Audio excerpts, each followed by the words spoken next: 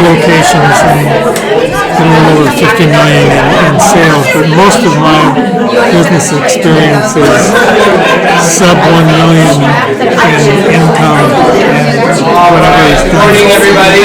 But it's just how to be able to work with a vision like you have. Everybody's been going well for them so Make far. that profitable, Standing not right just in the way of replacing an everybody. income. I did Profitable, something to make sustainable. our lives easier, because that's what we're all about, efficiencies, right?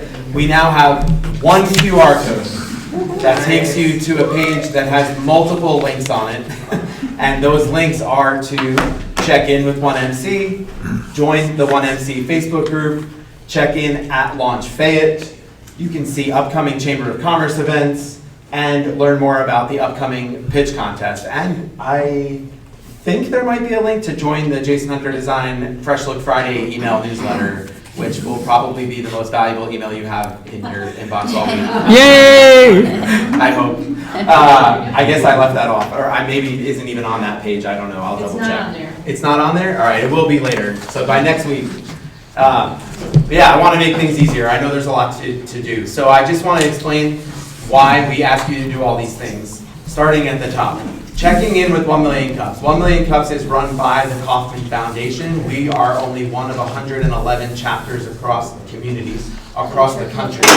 All communities, I'm using words that they tell me to use here. All communities meet on Wednesday mornings. There have been times when during COVID, where I got to present virtually on the East Coast and on the West Coast, all on the same day. So really cool to know that this is happening all across the country. And the format is supposed to be the same, and that is where each presenter gets 6 minutes to share with us, and then 20 minutes of Q&A, which is kicked off by me asking the presenter, what can we as a community do for you? In every other community, as I'm told, they have 2 presenters, but here on the south side of Atlanta, we have a hard time filling our slots. And I am very happy to report that after I appealed to all of you a couple weeks ago, we are now booked through like the middle of September, which is really nice and gives us a little bit of breathing room. But that is not to say that we don't want to keep that pipeline full. So please keep sending people here so they can experience it, and then let's convince them to get up here and share with us. So that is why we need you to check in with 1MC, because they, the Kauffman Foundation, want to keep track of attendance, right? They want to be able to report back how many entrepreneurs are served across the country, by region, by community. So it's very important for us to be able to track all that. The private Facebook group is really an added benefit to everyone in the room. So if you're looking to promote an event or a product or a service or something that you may not feel comfortable getting in front of the room to present, the Facebook group is a great place to do that, because we're all attentive and we all want to help in times that we're not all together. So feel free to utilize that. Checking in with Launch Fayette. So for those of you that aren't even aware of where you are right now, Launch Fayette is an incubator. It is the first of its kind on the south side of Atlanta, and it is absolutely amazing. The amount of programming that is offered through here is not limited to 1 Million Cups and Startup Fayette. They have a program happening tomorrow, which I'm going to ask Ray to talk about in a moment, because he is the face on the poster and the man of the hour. Actually, it's a few hours. But really, one of the reasons that we need you to sign in to the Proximity app, the Launch Fayette Proximity app, is because the stakeholders in Launch Fayette need to know that this space is being used in order for Steve, or Launch Fayette, to be able to get more funding, right? And we are happy, thrilled to report that we did just get renewed funding for this year, which is incredible, but that is directly related to the over 1,000 people who have checked into this space between January and June of this year. That is a great number, but it's only halfway to where we want to be. So make sure you check in and make sure you tell people about this place, not just this program, but please do that. And then Chamber of Commerce event speaks for itself, and the pitch contest I will be talking more about as we get closer to it. It's November 19th, 18th, man, I cannot get those numbers right. It is a Tuesday, November 18th. It is going to be held at Stars Mill. I was at Rising Star so much that that's what's stuck in my head. But Stars Middle High School, their auditorium is beautiful. It seats 1,200 people. There's no way that we're expecting to get that many people. I am hoping for 200 to 250 though. So again, I would love to see you all there. I would love for you to tell everybody you know to come. We, on that evening, all the presenters, competitors will have already gone through a preliminary round. So we're limiting it to 5 that evening. It's going to be Shark Tank style. The judges will actually have bucks to invest into the presenters. The dollars that get invested to them are not equivalent to a US dollar, but it doesn't actually affect the prizes that they're going to win, but there's tens of thousands of dollars of valuable prizes that they will walk away with to help them get their business off the ground. This is our third? Is this our third? This is our fourth. This is our fourth one. And they just keep getting better and better and better. Valerie, you want to add something? Well, because what we talked about. So the top 5 companies will then get a private coaching session with me on how to do their presentation. From the prelim So round. if you make it in the top 5, I'll give you a private coaching session on how to do your pitch, your event when you get to the finals. For those of you that don't know yet, this is Valerie Alexander. She's one of our entrepreneurs in residence. She comes to Fayette County with an incredible resume. She's a valuable asset to this space. And I will use that to come over to Ray, who is also an entrepreneur in residence and also comes here with decades of experience. And he's leading this program tomorrow, which I'm excited to let him tell you about. Great. Thanks, Jason. Jason does a great job, not only here, but in everything that he touches in the community. So appreciate you all being here. And tomorrow morning, I'm scheduled to do 3 hours, 9 to 12, on the 8 keys to business success that I've learned over the years as being an entrepreneur myself. Been involved in close to 30 different businesses, all small businesses, retail, manufacturing, hospitality, wide variety of applications of a vision to executing it as a business. And also done a lot of coaching and consulting.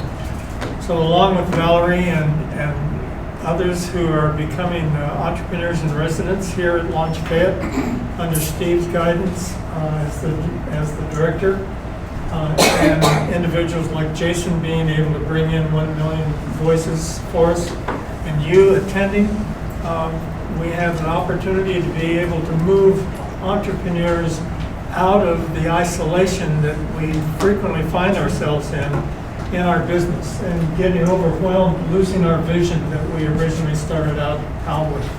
So tomorrow morning, 3 hours, I invite you to come for 30 minutes or for an hour if you have the time, because we'll be covering a lot of information and I'll have handouts for you and that'll help support you in being able to roll out or develop your business, whatever level you're at.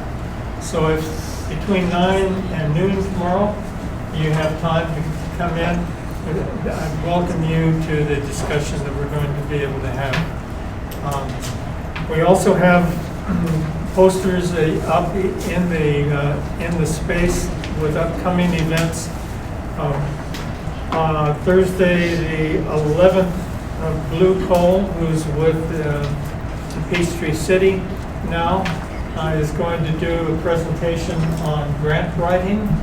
And he and Steve also have depth of background in being able to do that. Every 2 weeks is the rhythm that we're going to create in terms of having presentations. On the 25th of September, Dr. Kathleen Landman and Jason Lott are going to do Creating Your Brand with Intellectual Property on Thursday, the 9th of October. Valerie's going to be doing a presentation. Valerie brings a background perspective from a legal standpoint and an operational communications, how to be able to develop community within organizations, and a depth of experience coming out of the area south of San Francisco. What do we call that? Tech center? Or Silicon Valley. something. Silicon Valley. Silicon Valley. There it is. Got to get the right label. And then on Monday, the 17th of November, Don Ross is going to do Own It, How to Protect Your Brilliance, Intellectual Property Protection. So as an entrepreneur, I really invite you to be able to come in. I have a background both as an entrepreneur and in education, but my focus is on practical application of how for you to be able to take your vision and not lose it in running your business. So, thanks. Great. Thank you. So Ray reminded me by complimenting me, he reminded me. So there's a couple of other things that I just want you to put on your calendar. So the next night market is October 3rd. That is held on Drake Field by the Public Library. If you've never been before, expect about 3,500 of your neighbors.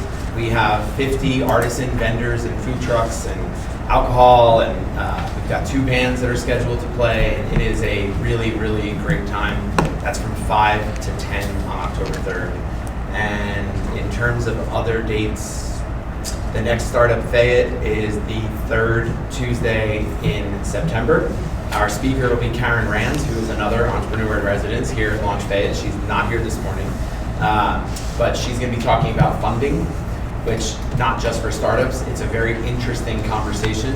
If you find yourself on the other end of being a startup, maybe you've already exited and you have a pile of cash that you would like to invest, she will teach you how you can invest in entrepreneurs and how that may actually be more beneficial than real estate or stock market or any of the other places that we've been taught are safe bets, right? So very interesting person, and it'll be a really great session. I've heard her speak numerous times. She's written 2 books. She's really great. Time? That would be from 5 to 7. Thank you. Jason, what was the date again? I'm sorry. It's the 3rd Tuesday in September. I'm sorry, I don't know it off the top of my head. The 16th. 16th. There you go. September 16th. From 5 to what? 5 to 7. And pizza is provided by the chamber. Well, actually, Your Pie is a sponsor, so through the chamber, we have pizza from Your Pie. So, yeah, that's it. All right, Amy. Oh, right. Important question. I saw a lot of people walk in this morning whose faces I did not recognize. Can I please see a show of hands if this is your first time attending a 1MC? This is not your first time? It was my second. Second? Did you get a notebook last time? I don't see it. We owe you a notebook. Thank you. You can get one here? Notebook. Yeah. Where did you? Oh, Saba. Right, because I came straight from here, so that whole day. Yeah. Sure. Well, I'm so glad to see you here.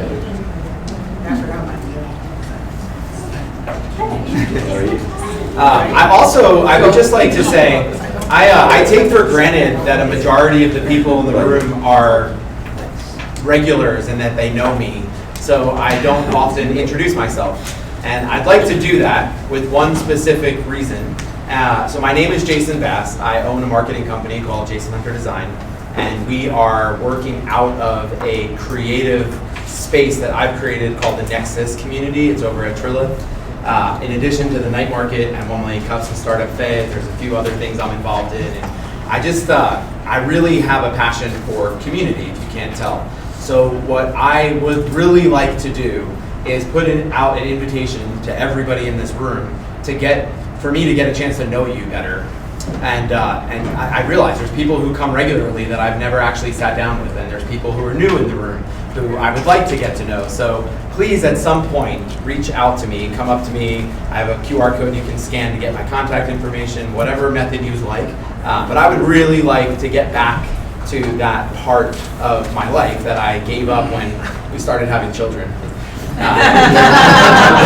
They're very young and they demand a lot of attention, and that gives me very little time to do other things. And I love every minute of my life.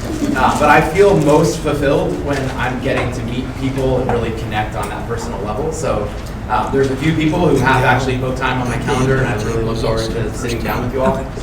And I just want to make sure that that is an open invitation to everybody. So with that, Amy, come on up. You do. I just need a moment to get it set. Give me just one or three.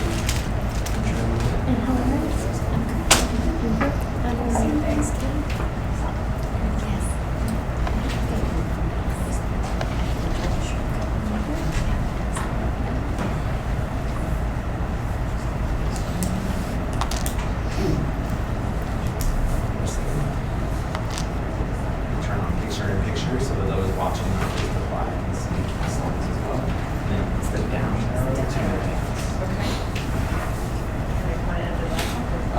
Yeah, the little thing is there. It should work anywhere. You shouldn't have to worry about that. Jason. Oh, yeah, I'm on the wrong one. You switched my scenes. No big deal. Just move it. Amy, would you like a microphone? Oh, no, I'm loud enough. That's a sound bite. I like that. Hi, good morning. Morning. I did get the voice from my father, and my youngest child has it too, so she's heard around. If you hear screaming, it's by her. My name is Amy Greene. I am a financial coach. I am the sole proprietor of Amy Greene Financial Coaching, and I actually help entrepreneurs. I help them transform inconsistent cash flow into consistent paychecks, cash reserves, and profit, so you can build substantial wealth and feel as confident about your money as you do about your business. My journey began 10 years ago when I found Dave Ramsey. I found his program. I was always in love with personal finance, but it was his 7 baby steps that really made personal finance clean, clear, and simple. So my husband and I dove in headfirst to become debt-free. It took us 24 months to pay off $245,000 of debt, not including our house. We also cash flowed a new roof, a new furnace, a new water heater, and a round of IVF. During that time, halfway through, at the beginning of 2016, I was let go from my job. But because we were on a plan and we were intentional with our money, we were able to make the choice that I could stay home with our then 2-year-old daughter. Being let go transformed me into a financial coach, which I started in 2017. But before that, our net worth not only climbed from $0 in 2015 to just hitting the millionaire mark at the end of 2020. Thanks to COVID. Thank you, COVID. So in 2017, I started coaching. I did train with Ramsey's organization. I have been spending the past 7 out of my 8 years coaching individuals and really focusing on married couples, knowing that getting on the same page with money really helps the marriage, and you're moving in the same direction, you're working together when it comes to money. I switched my niche over to entrepreneurs a year ago because knowing what I know about money, what I've done with my business, with my money, has enabled me to pay myself consistently for the past couple of years and not worry about revenue fluctuations. And so it's something I'm passionate about helping entrepreneurs do the same. So the problems I solve is that revenue roller coaster. I don't know about you, but I do not make the same amount of money every single month. It is not clockwork. And so there's going to be big months and there's going to be slower months. And so I help entrepreneurs handle this where we can embrace that roller coaster and use the big months for good while remaining stable and consistent beneath the surface. Inconsistent personal income despite business success. So many entrepreneurs make 6 figures, $500,000, $1 million, yet they're paying themselves basically minimum wage. And not consistently. You're also paying everybody else first and leaving the leftovers for you. So you might not be paying yourself anything, or you're skipping paychecks, or you're just reinvesting everything back into business to help it grow.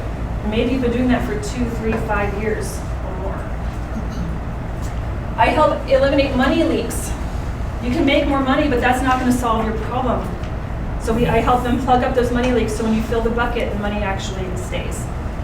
And then lastly, by getting in control of your business finances and creating stability in your cash flow, you're able to eliminate money stress. So that financial stress is gone. So the cost of the cash flow chaos is quite exorbitant. I did the math, and it can come up to $500,000 or more, up to $1 million. And this is calculated in terms of the personal income that you are not taking home to yourself. This is interest paid on not student loans, on business loans, and credit cards, interest that you're paying for business credit cards. It's money that you're paying to the IRS in penalties and fees by not paying quarterly taxes on time and coming in late with your tax payments. And it's money that you could be earning in terms of opportunities, but you didn't have cash on hand to jump on those opportunities at the time. And lastly, it's compound interest that you are missing out on over the course of 20 or even 30 years by not being able to invest in things like your 401k or other investment vehicles. Other costs of having cash flow chaos is delayed dreams. You started this business to create freedom, financial freedom, personal freedom, time freedom, but also to do things that you want to do, to take the vacation, to buy the house. And so those dreams get delayed when we aren't in control. Let's talk about sleepless nights and strained relationships, right? If you're not bringing home the bacon, it affects the spouse. It affects the household. And so there's a lot of stress there, and you're staying up late, either working extra or ruminating about these issues. And let's not forget the toll of chronic stress on your health, right? Just always being in stress mode, always going, always grinding.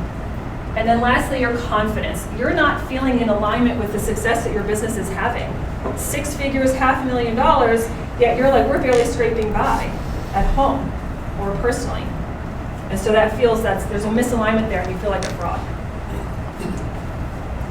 So I solve this problem when I work with clients one-on-one in my 3-month Cash Flow on Command program.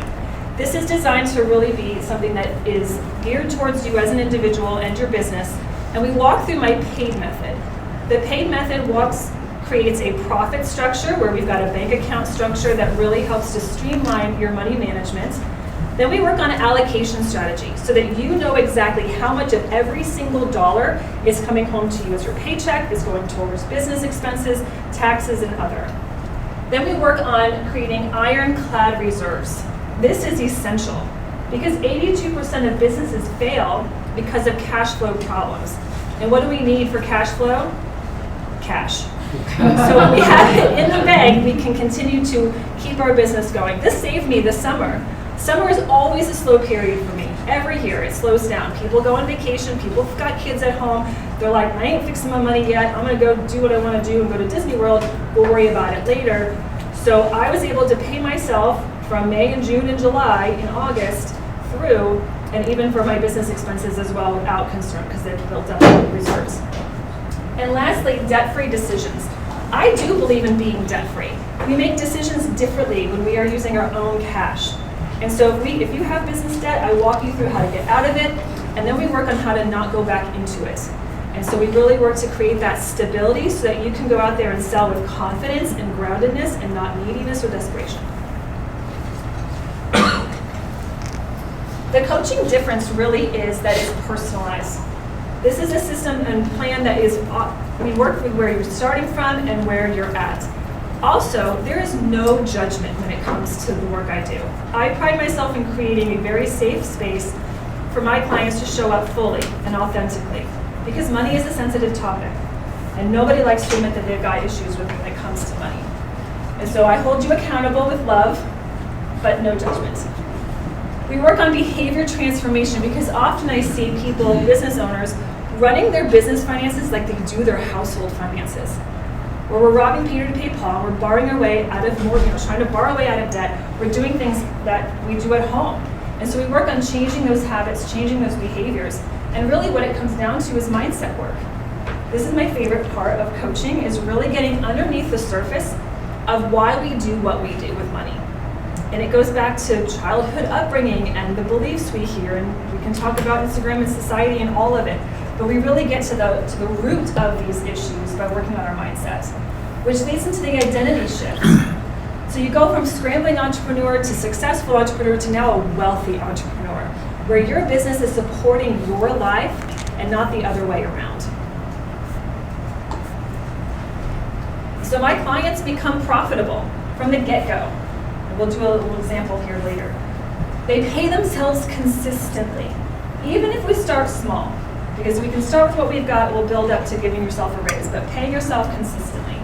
We create cash reserves and paying quarterly taxes on time every time. We're creating financial confidence, stability, and security. So no longer stressing about money, feeling grounded and confident. I don't have to freak out in the summer. I mean, I would like to sell to people in the summer, but it's just I can accept the fact that it's a slower season. And lastly, my clients get deep, restful sleep at night.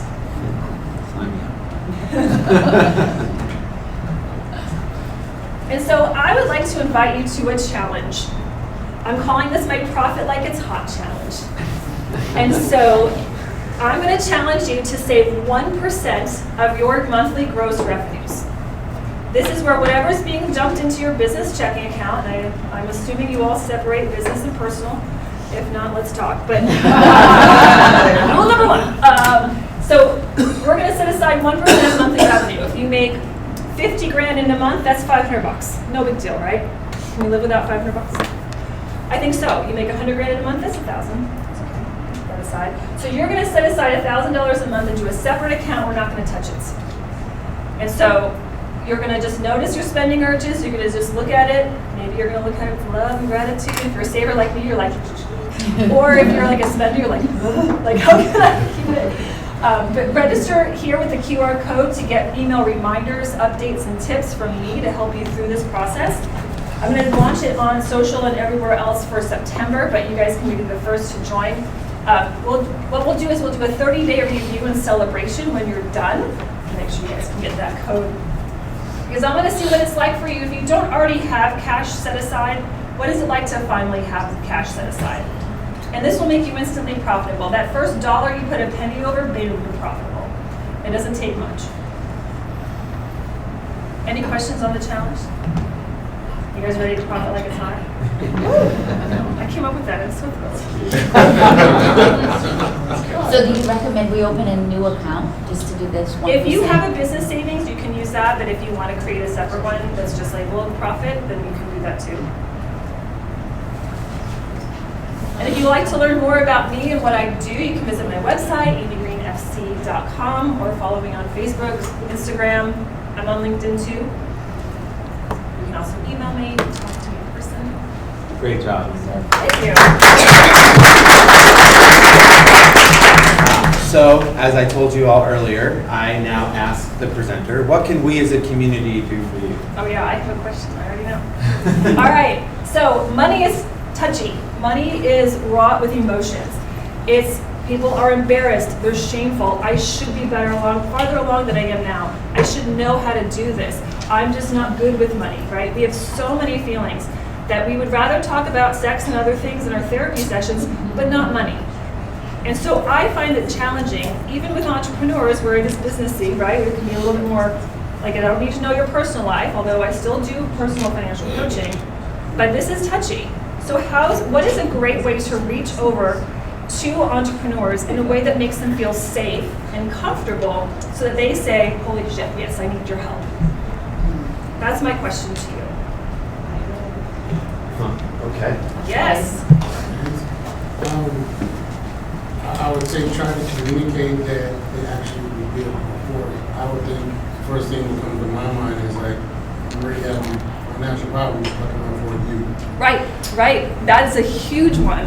And I am, of course, surrounded by a lot of other financial coaches, so we do this, and a lot of people shop on price. And it's tricky. It's tricky for us to offer a very valuable service. I know what my service is worth long term. I know that what I do with you is going to make you a millionaire or more. Confidence. So why are you going to freak out paying me my fee, right? But people will say, I don't have it right now. Yes? Say, if testimonials, like I was barely scraping by, up and down. Yeah. And this is what happened to me over a period of a year. Your story about paying $245, I guess you and your husband are high income earners. you were able to do that, but that is like, okay, if someone's struggling and you have a few testimonials. Yeah, absolutely. I think that's good. Right, and I mean, we lived in New Jersey at the time we did that, and I don't think we were considered high income earners for New Jersey, but for No. that, we did sell a condo. I mean, so everyone's got stuff in their financial world that we can just start to look at different options, and we chose to sell a condo that I didn't want anymore. And I would say even better, if some of your ex-clients Yes, would allow people who are considering your service to call in and talk. Yeah. yeah, okay.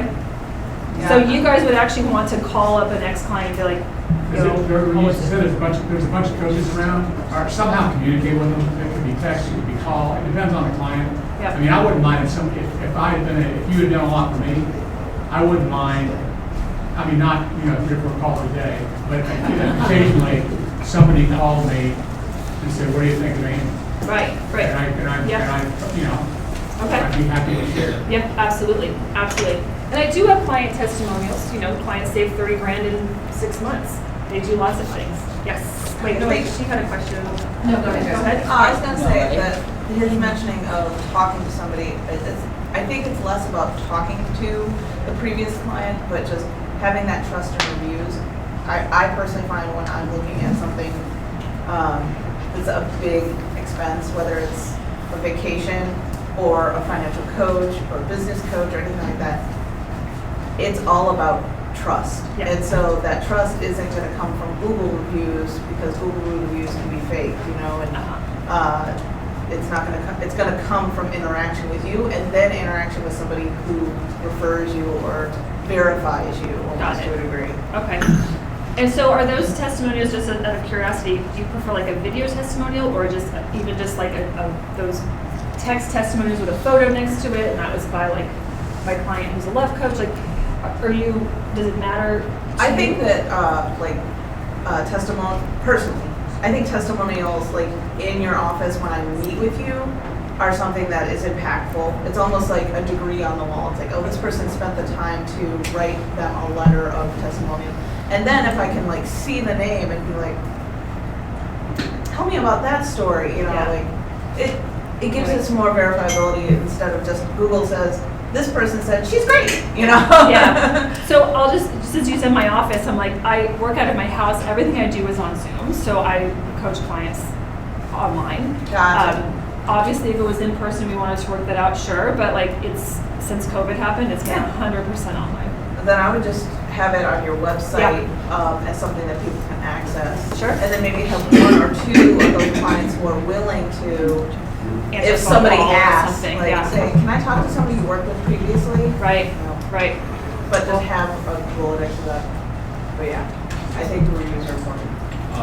Since you mentioned that you work on Zoom, I think you have the right platform to kind of create those testimonials, because all you need to do is ask for the permission of whoever you work with to take small snippets of like some tips that you dropped or some kind of clarifications that you made for them,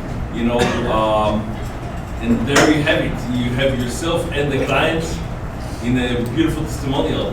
You're video. saying record the Like session small, and then clips out of the whole session, Okay. just so you can share it with different clients, and then you can create like some kind of a video gallery, of all these beautiful like tips, ideas that you gave clients, questions that they asked, and they are very frequent, so you want to share them, with your future clients. You may want their permission before you post Yeah, it. of course. I would. Yeah. That was my I brain mentioned was like, that. wait. Yeah, wait. he said that. Yeah. Yeah, my brain was going to the permission, and if I could use them for sure. Come Whether to we'll allow you, yeah. then it's a win for you. Yeah. Or I could those- just record like myself saying the response or the tip and leave them out. Yeah. Like cut them out. As this gentleman said just before me, he said, if you did well with me, I'll be, happy to help you, and I'm sure all these others will, or most of them. Yes. Yeah. You have a very analytical mind and how you think about things. And when I think about money, that's what I need. But I would definitely lean a little bit more into telling a story instead of giving us just facts. Because when people have that emotional connection to you, kind of what we were talking about with my story earlier, right? When they have that emotional connection to you, it builds that trust faster than let me just give you some facts. So if you lean a little bit more into that storytelling piece, particularly at the beginning, I think you'll get a better response from your audience. Yes, thank you. My social media is a lot of stories. Like there's a lot. I do my Monday money confessions. So But lots of stories. and you have such an analytical mind Yeah, that I it's do. really important for the work that you do. Yes, I do. Thank you. What's your marketing strategy? My marketing strategy, it's a lot of social media and it's networking. And it's doing things like this, like it's Hot Challenge. Since I came up with it for this presentation, I'm going to use that as a way to gain email addresses and people to do the challenge with me. So there's lots of So it's mostly word of mouth? word of mouth, yes. Networking and creating referral partners as well. Yes. So, one of the things that I think you touched on that has to be addressed a lot more fully is the embarrassment of people who need this service. My husband and I had both six-figure incomes as screenwriters, and then our union went on strike. And we went from having an unbelievable robust incomes to zero, and then didn't recover from it. So we went into 6 figures of debt.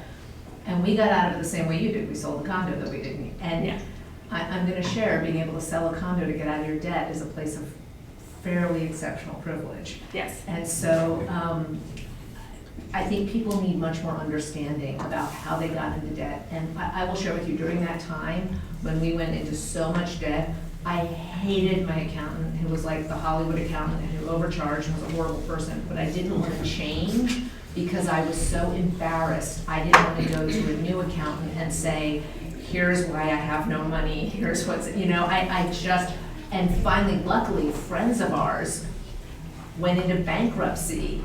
And when they told us, we were like, do you have a good accountant? Because we just wanted to work with somebody who we wouldn't feel embarrassed saying, this is the situation we're in. So if you let people know, the two biggest for me was confidentiality. I was so terrified because my accountant was the guy in Hollywood that everybody went to. I was so afraid he was going to tell other people that I was in this much debt. Wow. And so I would, if you can really ramp up on the non-judgment and on the confidentiality and the meeting people where they are, I think then that's going to give people a little bit more faith. You have a huge advantage that even though, yes, you have a great analytical mind, you also have a very warm presence. Thank you. And if you come to people and say, I get it, I've been in debt like this, and there is no shame. Life happens. You know, your union goes on a stupid, unnecessary strike for 4 months, or other things. And when you come at it like that, I think people will say like, oh, okay, thank God. Because we were really in the, please God, let somebody help us, and there was just nobody, especially in that industry, that we wanted to work with because we were so afraid other people in that industry would hear that we were in that situation. Right. And so that's the thing I would lean into. Tiny side note, profit like it's hot is such a fantastic phrase. You have to trademark it. I highly recommend put out a book as quickly as you can. I can give you a guide on how to create a book and get it on Amazon. I did this, I had a book, somebody stole some of my material and I literally wrote it as a book and put it on Amazon in 6 weeks so I could send them a cease and desist letter. Yeah. So it's a really easy thing to do. I highly recommend it because I'm telling you, profit like it's hot. Literally, I think the room woke up when you said it. And not that, but everything. When you said it. And there's multiple ways you can get that out there associated with just you. Got it. Thank you. Chris. I was reading your reviews on your website, and I think, and so that anonymity thing is there because it says like Patty, right? Yes, is your right. first one. So as you're working with entrepreneurs, I would say even if they don't want their whole name, you can put their industry, so that you'll begin to have resources in all those different areas of people that you help. Right. When I do get testimonials, I ask them on my testimonial form, how do you want to be represented online? If I publish this, some people just say like A Greene, right, instead of the full name, or just Amy, or some people were like, hey, I'm Emerald Sinclair and I'm a love coach, and so she wants clients too, right? So that's, yeah, absolutely. Yes, sir. Yeah, I just say, you know, with all these ways, like the letters, the balloon you record, and then you, people that read all that. But if someone's willing to have one of your prospects call them, that tells me these people are happy, they're happy to advertise for free for you because you did such a great job. Right. And then the other thing is you can tell by someone's voice whether or not they're credible. You can't tell that on, you know, a letter or Right. something that's staged. It's just a free-flowing conversation, and you can tell a lot. Right, it's not ChatGPT. It's not ChatGPT. Yeah. So that is, you know, that personal touch, number one, they're enthusiastic to help market your business because you help them, and number two, you can tell in a free-flowing conversation whether they're credible. Got it, thank you. Yeah. I just Googled you, you're the fourth one down on the Google search. On the fourth one down. Fourth one down. What did you search Three or for? four, Sorry. there's three in front of you. What did you search for? I searched Amy Greene Financial Coaching. Okay. Branded You're the like fourth that, one you down. should be coming up number one. No. Right. Now, I don't know anything now, about Jason, SEO you're and kind all of that. an expert in getting you to the top, so that'd be one to talk to. Who do you know that does SEO? Branded as your name, that is something that Yeah. you should be owning. Right. Right, financial coach or financial planner, like that's gonna be a very competitive. That's generic, yeah. I know Jessica had her hand up and Chef has his hand up. Yes. I don't know if this is advice, but this is more like me giving a personal statement. I am exactly who you were talking to. I skip paychecks, you know, I pay everyone else before I pay myself. I'm always trying to put it back into the business to make it grow. And so in you saying those things, I immediately thought of myself and anyone else I know that works that way. So those are really great angles to talk about. Much like Valerie said, I think talking about the embarrassment and shame part of it is really important because I'm a rare person. I don't really have any shame.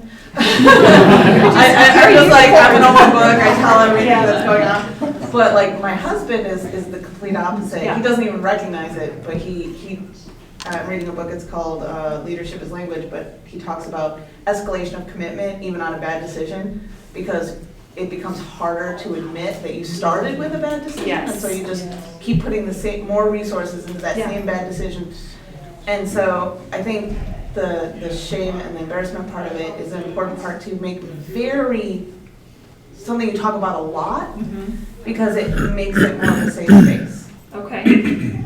It's interesting, I'm just gonna bring this up because I work with a coach who's a marketing person, and she's like, do not speak about like the disempowered version of your client, speak about the empowered version of your client, who's someone who is successful and wants to attain bigger things. They're not in crisis.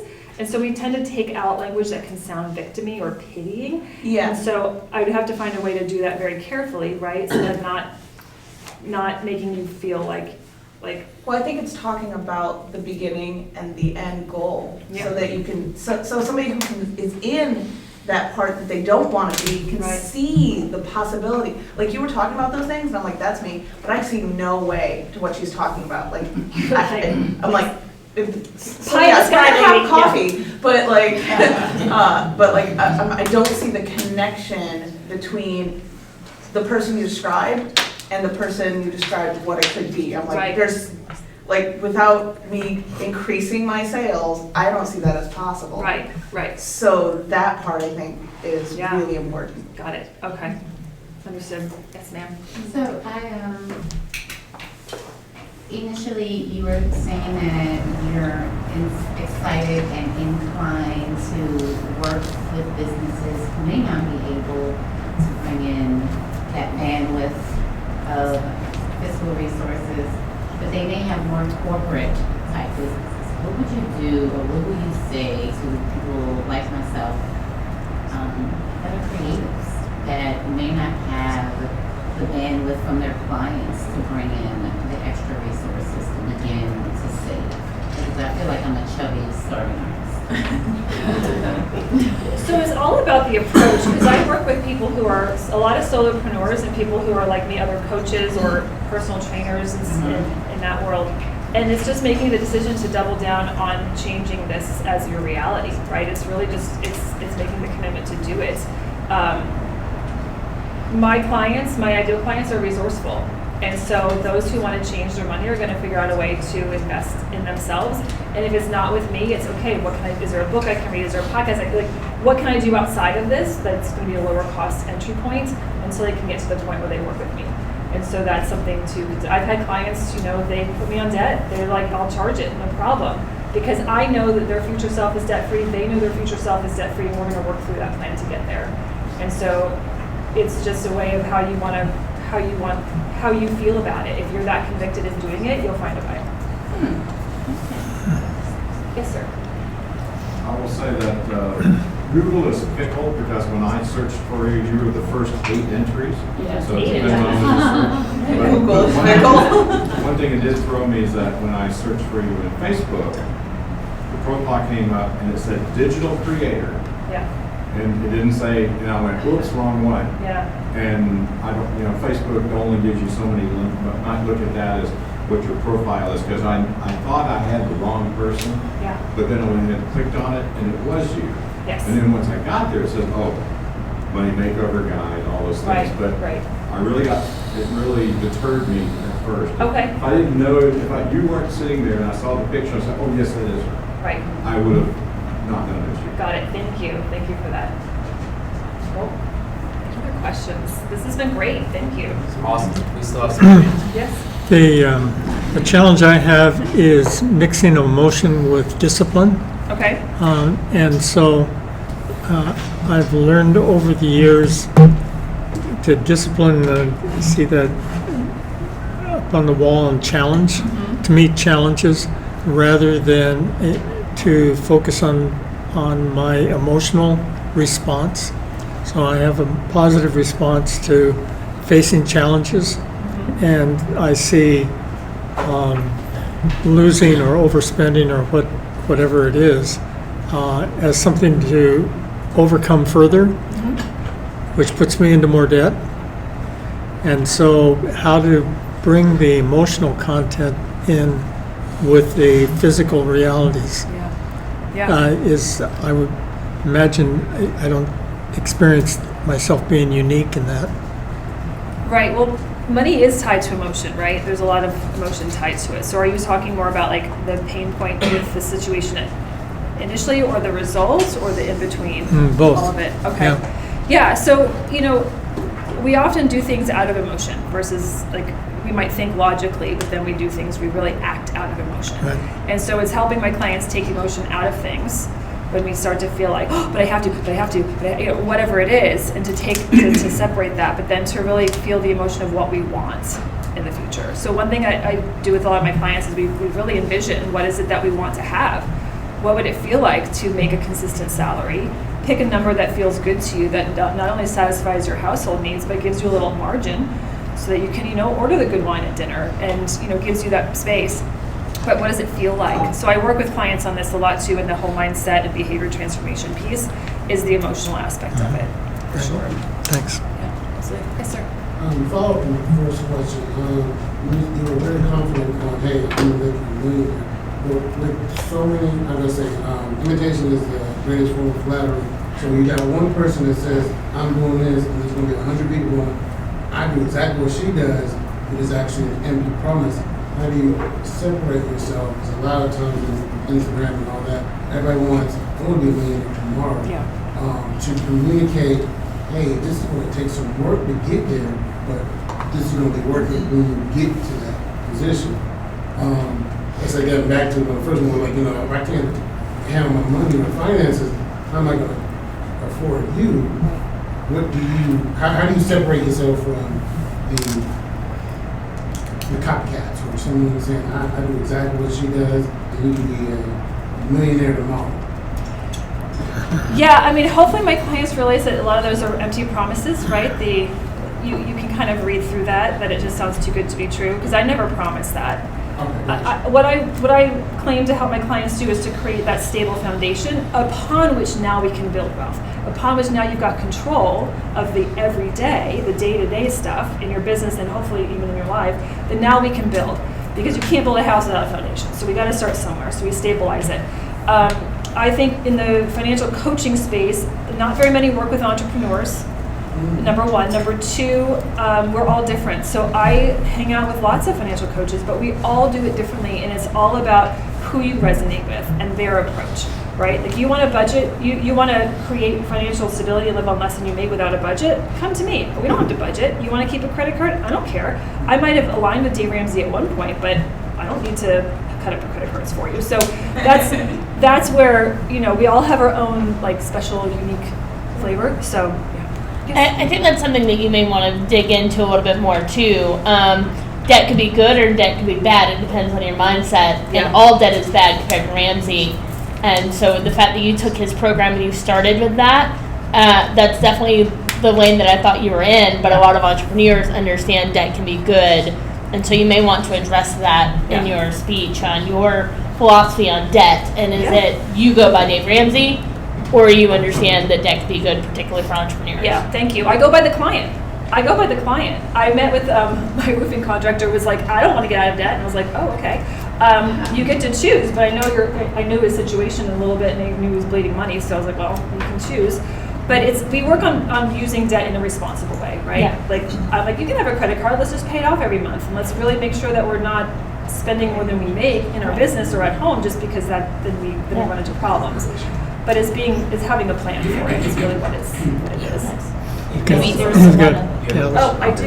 Yes. It's not really a question, it's Okay. more of an experience. Sure. Since we have hired financial advisors, Yes.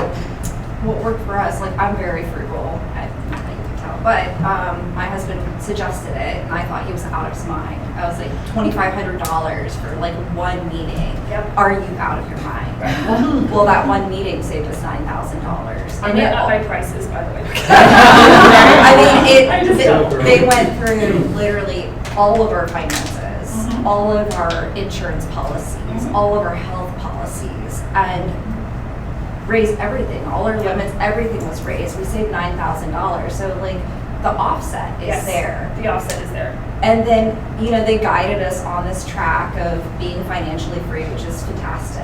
And every time we go to a party or see a friend and we find out they don't have a life insurance policy, they don't have, you know, certain things, and then they hear about it. We're the ones that sell their company. They're at a point now that they don't accept people under a certain, like, wealth factor. Right.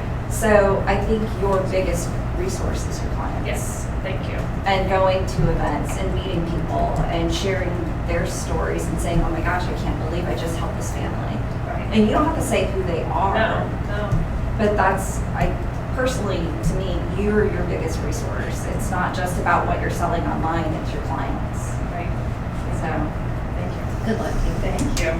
That's just. So when you worked with couples, I assume you probably had some situations where you had to work with one of the couple was really interested in the financial coaching, and the other one was like, we're fine, we can handle it ourselves, or was the emotional spender the person who didn't see their own behavior. Is there a way for you to translate those stories to an entrepreneur story to catch more of your current client goals? Because I feel like as an entrepreneur, I probably have some of those similar biases that would show up in a marriage kind of struggle as well on the emotional side. Yeah. I think that was part of the biggest challenge with coaching clients is that there's two people that have to agree to this decision. And it's partly one of the big reasons I switched to entrepreneurs is my niche, because now I just do it one. I still work with, with individuals. I work with a lot of single people actually, but with couples too, and sometimes it's just the one spouse, especially if their finances are really separate and all the things. But yeah, that's a challenge for sure. And I think I'm trying to understand your question, is translating the success stories I have with couples into the entrepreneurial space. And the effectiveness of talking or coaching somebody through those emotional behaviors that they're working on, I feel like it happened in a personal life very similarly as it would happen in a business. Right. So even translating that story. Right, yeah. I'm thinking of one couple who, they were like, this was better than therapy, and they're just saying, we now talk about our money together, where before it was just not talked about. So they might not have made the numerical progress, but they made the relational progress, right? And so that's something to definitely share. Oop, lots of hands. Yes. Have you considered beyond where you are now, are you looking to eventually replicate what you do so you can hire people? So have you created, this is the approach that I use, so back to Valerie's point, you could include pieces of that in a book and create sales off of that as well. And then hire coaches that use your methodology that has bits and pieces from Dave Ramsey, bits and pieces from other things, Yep. but it becomes your content. So I've never thought of writing, well, I have thought of writing a book, but it wasn't this kind of method, right? It was more about just kind of letting it go. But I'm a control freak, so, but from I actually, my business model is really, I really want to stay solo as I can. Maybe contract out VAs and OBMs, but to really keep it simple, I would love to take this 3-month program and make it a group program. And then I could get 10 people in at one shot, right, versus one. And so that's the ultimate goal, is just to make it groups, and then I can launch certain times a year and just fill the group. And then one-on-one would be, at a premium and, more exclusive in that sense. Good question. I love her story. It was a powerful story. This one was just how it impacts you when you don't know what you don't know. Yes. Do you have you offer like a free consultation where you're like, okay, I just want to evaluate what you have and like, look, as she said, like, she's spending this money, but then when your eye looks at it, it's like, wait a minute, you don't realize all this stuff. I say that with the same kind of experience. I always did my taxes, and I'm like, I'm following the rules. So there's I don't know why people get a CPA, because that's brave of you. And so I took a chance with CPA and said, your price is very high. Yeah. But if you cannot explain to me why I'm using you for this price and it's beneficial to me, it's like, no problem, let me just look at everything.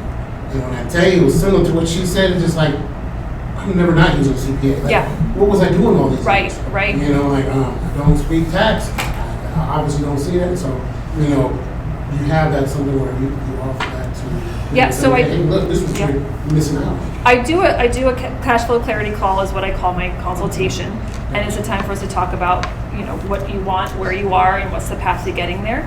And so we talk about that. We can talk about what's possible for them, for sure. Yeah. Yes, sir. Hi, my name is Bertie Hooper. I'm actually a financial advisor, but I want to get back on your question about having a husband and wife.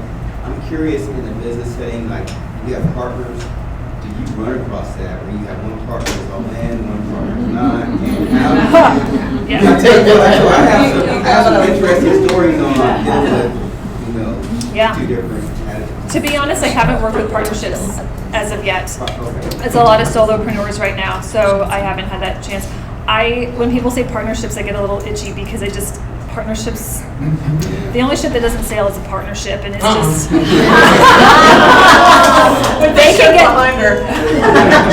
they can get gnarly, but sometimes they work, I'm sure, but I've seen friends jump out of businesses because of partnership disputes. So I haven't had that experience yet, but I'm sure, just like anything in life, like we tend to marry our opposite, we tend to be friends with our opposites. I'm sure we're going into business with our opposite too, right? It's another relationship.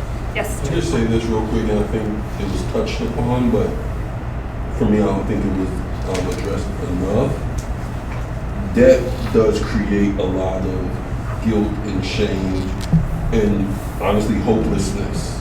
And I think if you did a better job of speaking to that hopelessness, people have it in them to get out of it.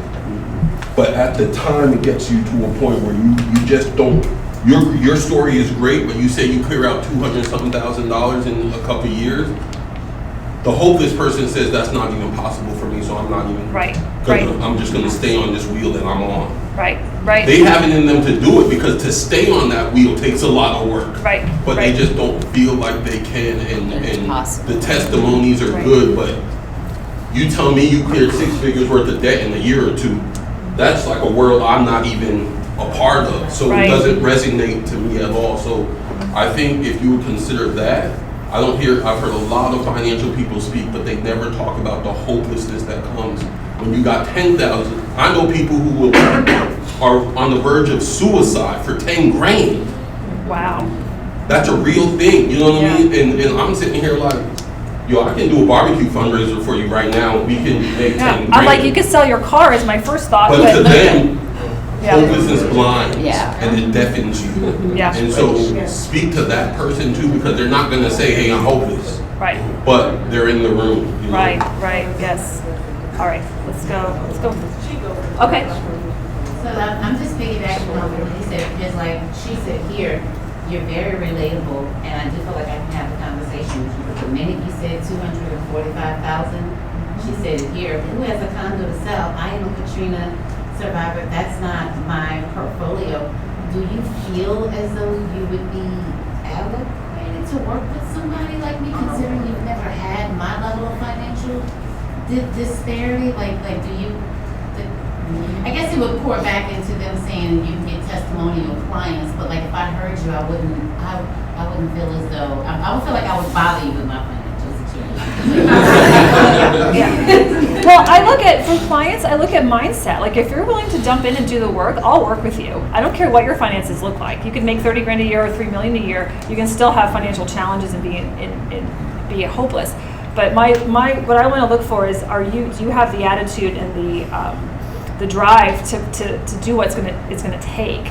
And so, I mean, yeah, I had a condo. It wasn't a vacation condo. It's just I bought a condo before I got married, and then when I got married, we had 2 places to live. We didn't need 2.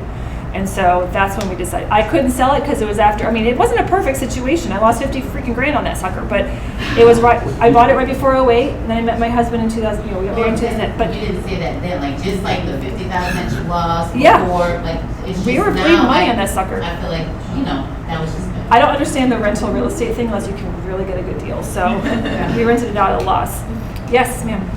So as you were speaking, I heard a few people talk about like you're embarrassed about your finances, but most people don't realize you're also embarrassed about your mental stability also. So when you're in that space, because I'm a therapist and a mental wellness coach, and a lot of people invest in these high ticket items, they come and sit on my couch because it destroys their families. Right. Because they've invested way too much. They didn't talk about their partner, so there's a ripple effect. Now suicide is a real thing. So when people are in this space of talking about finances, it has to be some level of mindset stability wherein they can put the 2 together. Because if you're freaked out about your finances, it ripples into your emotional unintelligent. God forbid you get road rage. Right? That's a whole other thing. So most people don't understand if you're not emotionally intelligent, that foolery comes out in other aspects. You may be pretty and pink in the public eye, but in the private sector, you're yelling at your husband, you're yelling at your kids, and God forbid, if you're culturally sensitive, that's done. So we have to merge the both together so that people can be holistic in both spaces, right? Put a little prayer in it, that might fix a little. Absolutely, thank you. So you mentioned a couple times that you look at the mindset of the client. Do you ever not accept a client because you don't think they're ready? There are times I don't propose. Okay. Yeah, we'll have a call, and I'll just be like, great, thanks for joining us. So there's definitely people that I don't, because there's just some people that I'm like, no, we're not a good fit. So it's like a health coach that can tell the person's not really ready to go to work yet. It's they have to be ready. They have to be ready, and there has to be a vibe, right? Vibe check between the 2 of us. So, Sir. Yes. So I've been listening a lot to what the audience has been saying, and your fantastic ability to be able to truly listen to what they're saying beyond the words. And I kind of want to point something out, if that's okay. Sure. I wrote Money is Energy. Really, everything is energy. Yes. And so fear comes from the lack of understanding. I'm a mindset coach, and what I usually teach is we fear the beast we don't understand. Right. A lot of times we believe we can do everything ourselves. And I'm coming to the realization is we all need a coach. We all need a mentor. We all need, put whatever label you want to it, we all need someone else. We're not created to be isolated and independent, but yet we believe we are. And I believe that most of the issues we face come from the limiting beliefs that we've accepted and adopted in our mindset. So to some of these things, I come from a very unique background as well, but I'm always trying to assess the root as opposed to the surface. The surface issue will be the same for us all, right? We can call it different things, But the root is very unique in the idea that it all comes back to mindset. Yeah, you may have had a condo, maybe it didn't work out economically for you, or it didn't work out. But how do we get in debt? You know, we get in debt because of our beliefs. We get in debt because of what we don't understand. So how do we get out of debt? Adjust our mindset and increase our understanding. And in doing that, from what I'm hearing, maybe you can correct me if I'm wrong, but from what I'm hearing is you just help individuals be able to clarify the muddiness that they're stuck in to be able to get to where they desire. Is that accurate? Yeah, absolutely. Yeah. I like you already. Just money is energy, everything is energy, but everyone needs a coach. I love it. Yeah. Yes, ma'am. I just wanted to tell you, you have a really great way with words. Like I've written down all these quotes, like leadership, business, sales, partnership.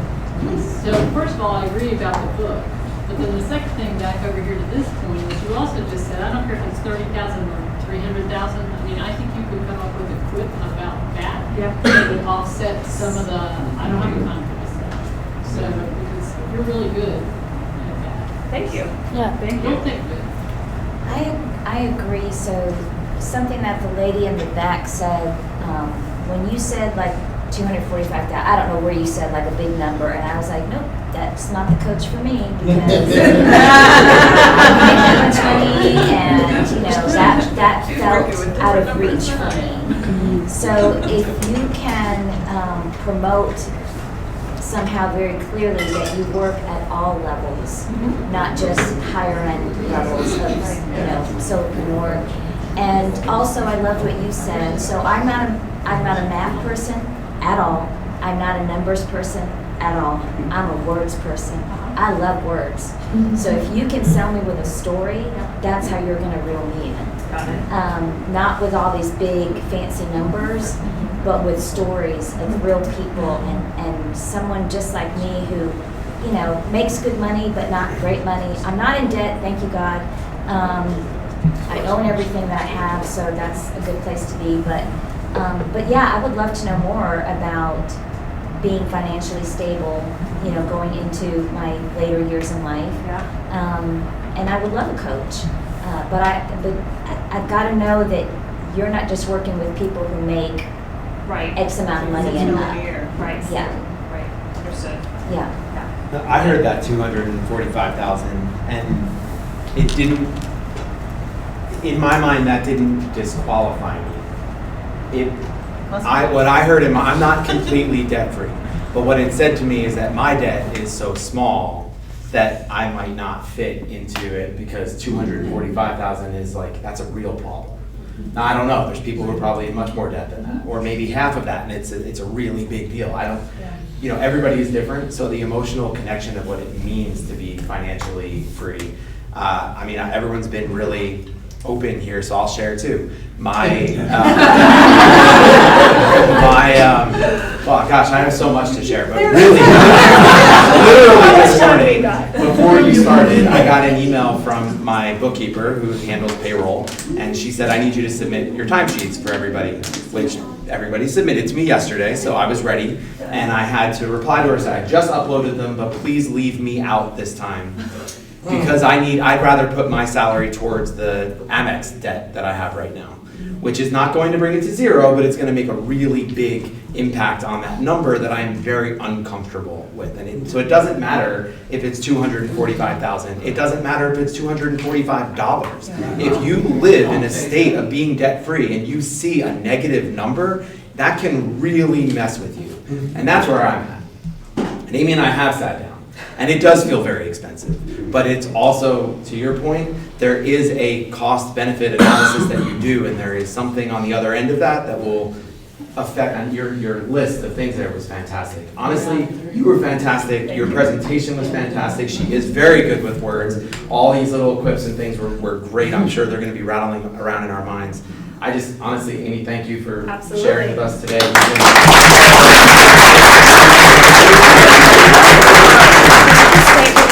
Like, Yeah. if you're not following her yet on social media, do so, because she has a lot of lives and a lot of great tips that are extremely helpful. Yeah, I will Very say, clear and I have been helpful. following her on LinkedIn, and her posts are incredibly engaging.